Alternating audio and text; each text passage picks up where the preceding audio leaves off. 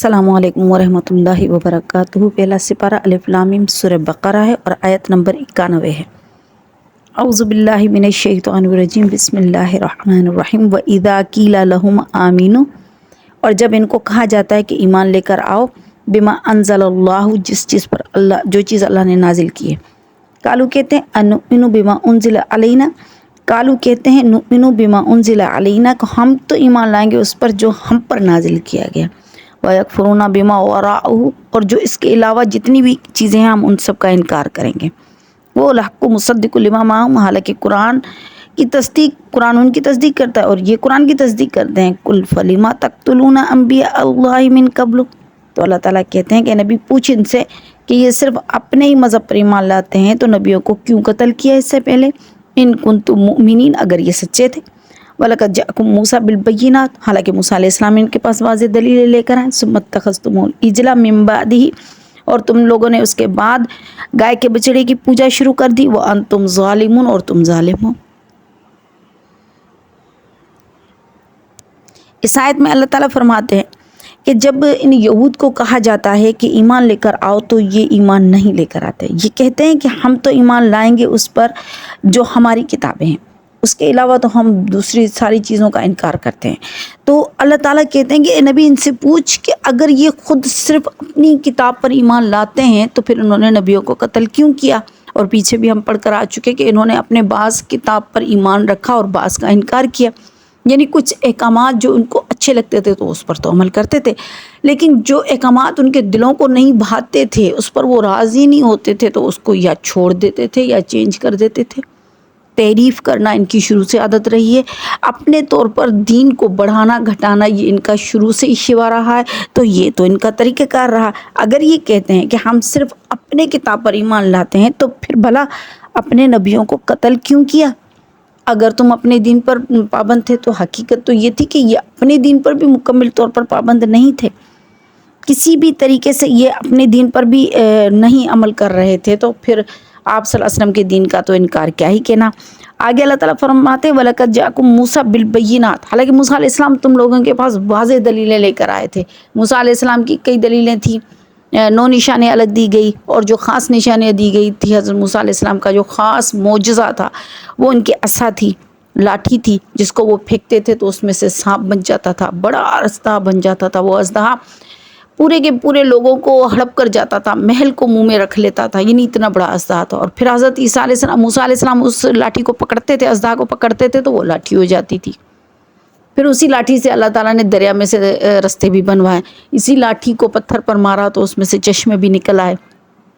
ये भी बता चुकी हूँ कि ये लाठी जो है वो जन्नत में हज़रत आदम अलैहिस्सलाम से के साथ उतरी थी। आदम अलैहिस्सलाम उसको लेकर उतरे थे, ये जन्नत की थी।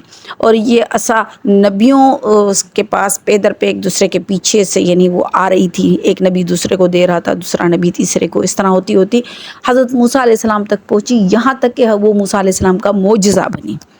वो लाठी मूसा अलैहिस्सलाम का मोजज़ा बनी। हालांकि वो लाठी आदम अलैहिस्सलाम से के साथ उतरी हुई थी, लेकिन उनके लिए ये मोजज़ा नहीं बनी कि यानी सांप बन जाना, ये उनके लिए नहीं था।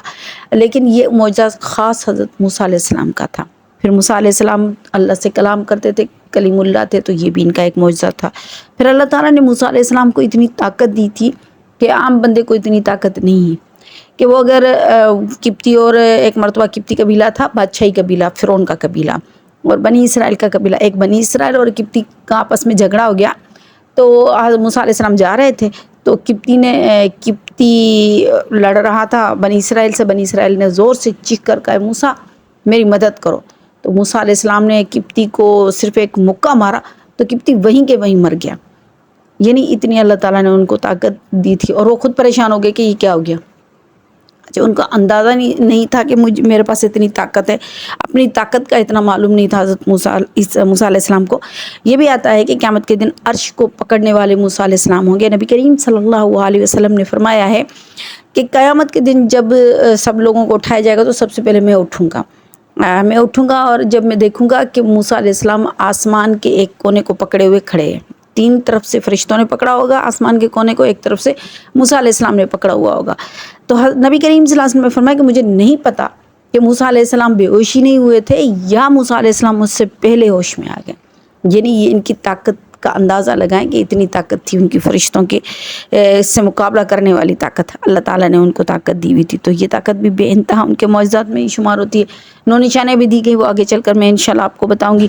تو یہ سارے واضح معجزے تھے موسیٰ علیہ السلام کے پاس جو اللہ تعالیٰ نے ان کو دیے تھے. لیکن قوم نے کیا کیا؟ ثم اتخذتم العجل، پھر تم لوگوں نے ایک گائے کے بچڑے کی عبادت شروع کر دی. یعنی حضرت عیسیٰ علیہ السلام کی موجودگی میں وہ قومیں موجود ہیں. صرف 40 دن کے لیے وہ اللہ سے ملاقات کرنے کے لیے گئے تو پیچھے سامری نے ان کے لیے ایک معبود بنا کر دے دیا، ایک بت بنا کر دے دیا، اور ان لوگوں نے اس بت کی پوجا کرنی شروع کر دی. یہ ان لوگوں کی حالت تھی. اچھا، یہ خیال ان لوگوں کے دل میں کیسے آیا کہ بت کی پوجا کریں؟ اس کے بارے میں آتا ہے کہ جب یہ لوگ مصر سے نکلے تھے نا تو انہوں نے ایک بستی دیکھی. اس بستی میں دیکھا کہ لوگ جو ہیں بت پرست تھے، وہ بت کے سامنے گھٹنے ٹیکے ہوئے بیٹھے تھے اور اس سے مناجات کر رہے تھے بتوں سے. آپ دیکھیں گے جو بندہ اللہ کے علاوہ کسی اور کو معبود مانتا ہے نا وہ اس سے مناجات کرتا ہے. مناجات کا مطلب کیا ہوتا ہے؟ یعنی اپنی دل کی کیفیت بتاتا ہے، اپنے دل کے بارے میں، اب دل کا حال بتاتا ہے، اس سے باتیں کرتا ہے. باتیں جو کی جاتی ہے، اپنے دل کا جو حال بتایا جاتا ہے وہ صرف رب کو بتایا جاتا ہے. اپنے رب کے سامنے ہم اپنی عاجزی ظاہر کرتے ہیں. یا اللہ یہ میرا حال تو یہ ہے، میرے ساتھ تو یہ مسئلہ ہو، تو میرا مسئلہ حل کر. تو یہ مناجات صرف میرے رب کے ساتھ ہوتی ہے. لیکن وہ لوگ گھٹنے موڑے بت کے سامنے بیٹھے بت کے ساتھ مناجات کر رہے تھے. موسیٰ علیہ السلام کی قوم نے جب یہ دیکھا تو یہ منظر ان کو اتنا پسند آیا. انہوں نے کہا اے موسیٰ ہمیں بھی ایسا خدا بنا کر دینا کہ ہم بھی اس طرح اس کے سامنے بیٹھ کر مناجات کریں. موسیٰ علیہ السلام نے کہا تم جاہل قوم ہو، تم لوگ شرک کرنا چاہتے ہو. تو یہ چیز تب سے ان کے دل میں گھر کی ہوئی تھی کہ ہمیں ایسے معبود ملے کہ جس کے سامنے ہم گھٹنے موڑ کر بیٹھ جائیں اور اس سے مانگے اور اس کی عبادت کریں، اس کی پوجا کریں. تو جب موسیٰ علیہ السلام گئے تھے وہ 40 دنوں کے لیے تو ان کی دلی مراد پوری ہوگی. پھر انہوں نے کیا کیا؟ وہ سامری نے ان کو گائے کے بچڑے کا ایک بت بنا کر دے دیا اور اس کے سامنے وہ عبادت کے لیے جھک گئے. پھر ان کے 3 طبقے ہو گئے. یہ بھی میں نے آپ کو بتایا تھا. ایک گروپ ان کا ایسا تھا جس گروپ نے عبادت کی، جا کے جھکے وہ اس بت کے سامنے، اور ایک ایسا تھا جنہوں نے منع کیا کہ بھئی کیا کر رہے ہو تم لوگ، یہ اللہ کے ساتھ شرک کر رہے ہو تم لوگ، کیوں کر رہے ہو تم. انہوں نے منع کیا. ہاں یہ اور بات ہے کہ وہ رکے نہیں ان کے منع کرنے کے باوجود، لیکن انہوں نے منع کیا. اور ایک فرقہ ایسا تھا، ایک گروپ ایسا تھا جس نے عبادت تو نہیں کی لیکن منع بھی نہیں کیا تھا. پھر ان کے درمیان اللہ تعالیٰ نے فیصلہ یہ کیا تھا کہ تم لوگوں کی معافی یہ ہے کہ تم لوگ جنہوں نے شرک کیا ان کو قتل کیا جائے، اور قتل کرنے والے وہ لوگ ہوں گے جنہوں نے منع نہیں کیا، اور جنہوں نے منع کیا وہ آزاد ہو گئے، وہ ٹھیک ہے، وہ بری ہیں. اب جن لوگوں نے منع نہیں کیا تھا ان کو قتل کرنے کا حکم تھا ان لوگوں کو جنہوں نے شرک کیا اور بت کے سامنے جھکے، لیکن جس کا قریبی رشتہ دار تھا وہ اس کو قتل کرے گا. کتنا مشکل فیصلہ تھا. اللہ تعالیٰ نے کتنے مشکل فیصلے دیے ان کو، اور ان لوگوں نے پھر اس طرح قتل کیے، اور تب جا کر اللہ تعالیٰ نے ان کی توبہ قبول کی. اور امت محمدی پر کتنا کرم ہے، کتنے سالوں کا شرک اور کفر لے کر آ جائے، اللہ کے سامنے جھک جائے، یا اللہ مجھے معاف کر دے، آئندہ نہیں کروں گا. اللہ تعالیٰ اس کی ساری زندگی کے گناہ معاف کر دیتے ہیں، اس کا ہر کفر اور شرک معاف کر دیتے ہیں. شرک اور کفر توبہ کے بغیر معاف نہیں ہے، اس کی معافی نہیں ہے. شرک اور کفر کی معافی نہیں ہے توبہ کے بغیر. جب تک توبہ نہیں کرے گا اور اس سے رک نہیں جائے گا تب تک اس کی توبہ نہیں ہے، کیونکہ یہ بہت بڑی گناہ ہے، بہت بڑی گناہ ہے. ان گناہوں سے بچنا ہے.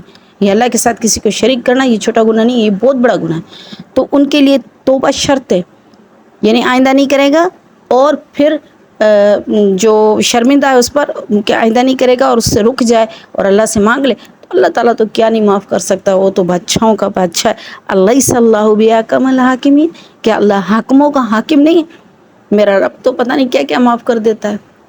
بہرحال اللہ تعالیٰ فرماتے ہیں کہ موسیٰ علیہ السلام کو ہم نے واضح نشانیاں دی، پھر تم نے گائے کے بچڑے کو معبود بنایا، اور حقیقت یہ کہ تم ظالم قوم ہو. ظاہر ہے شرک سے بڑا کوئی ظلم نہیں ہے. اللہ تعالیٰ ہمیں شرک اور کفر سے بچائے. وآخر دعوانا ان الحمد للہ رب العالمین.